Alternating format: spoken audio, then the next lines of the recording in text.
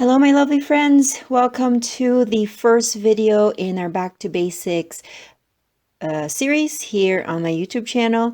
And I am going to focus on the cardstock and then also punches. I felt like when I'm combining these three that I have to use a tool in order for me to maximize the papers that I am using. So the first two layouts that you will see from me will be trying to use just cardstocks and then the tools that I had decided to pull out for this. And then the next two will be pattern paper, and then the last one will be a combination of all three. So this one is going to be a single page layout, and it has two photos, I believe. And then my idea here is that to create some kind of fun items in the background, I'm going to use my tiny punches and then just punch out different shapes for the background, and they're going to be the same color as my cardstock. I have found that when I was designing this in my head, in order for me to not make it like too confusing, I have to stick with the same colored papers. So even if they're like different shapes, as long as they're the same color, it felt to me, well, I felt that it will have a little bit better balance and cohesion if I do it rather than like mixing so many different colors. Although the rainbow is good as well. But yeah, I just felt like introducing too many colors in this page would be a little chaotic. That's how I was looking at it anyways.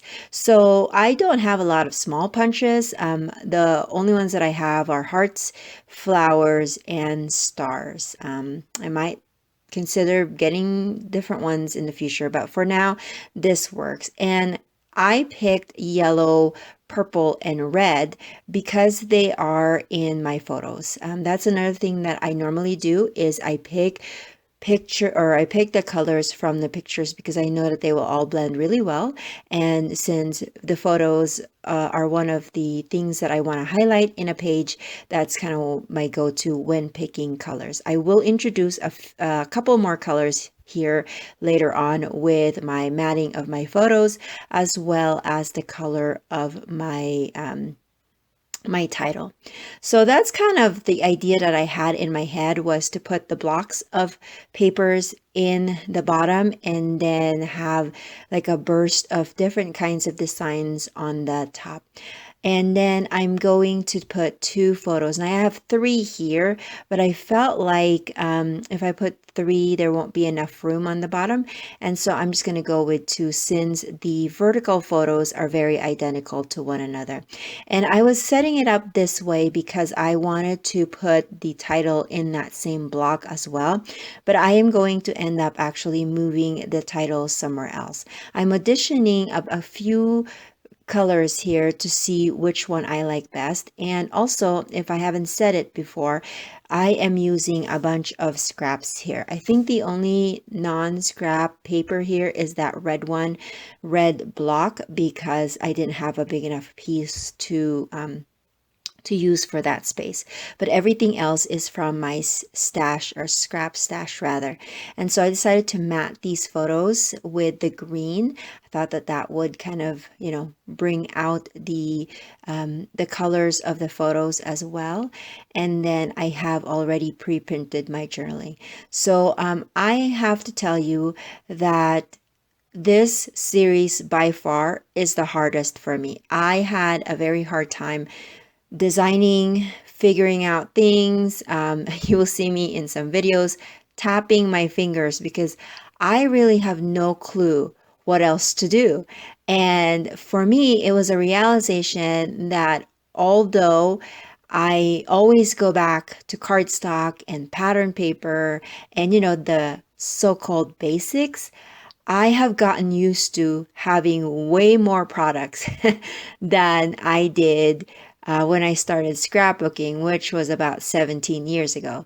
So it was kind of an eye opener for me to realize that I have depended on stickers and stamps and even the little things. Every time I finish a layout, I'm like, okay, this needs some enamel dots or this needs some rhinestones, but I can't pull them out because I have to stay with the basics. And it was really, really tough. So I encourage you, if you are looking for a good challenge, try this one out. Try just going back to basics, and maybe you will be more successful than I was.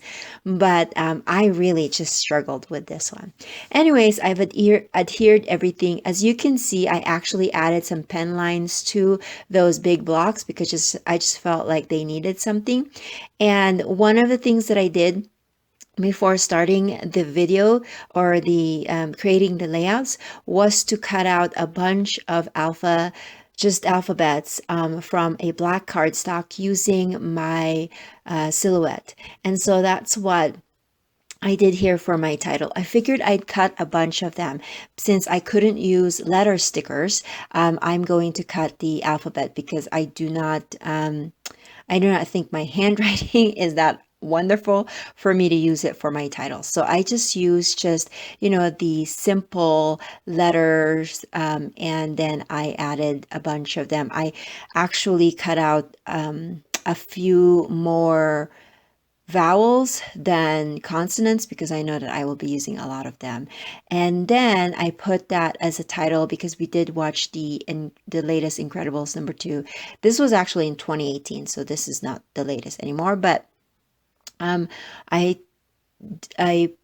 played around with the title, or I combined the title with the theme of the pictures and used Incredible movie just to kind of tie them all out. And then I was feeling like it needs a border. If you have been watching me, you know that I do borders with my pages, and this just needed a border, and I couldn't really pull out a pattern paper. I guess I could have pulled out another cardstock, but I don't know. So I decided to cut out some black from the same paper that I cut out the alphas, and then just cut out like maybe a 1/4 inch of that, and then put that on the top and the bottom. And then one more thing that I was doing here, kind of final touches, was that I feel like the little shapes it wasn't filling the whole page or the whole top part that I wanted to, so I'm punching out a little bit more.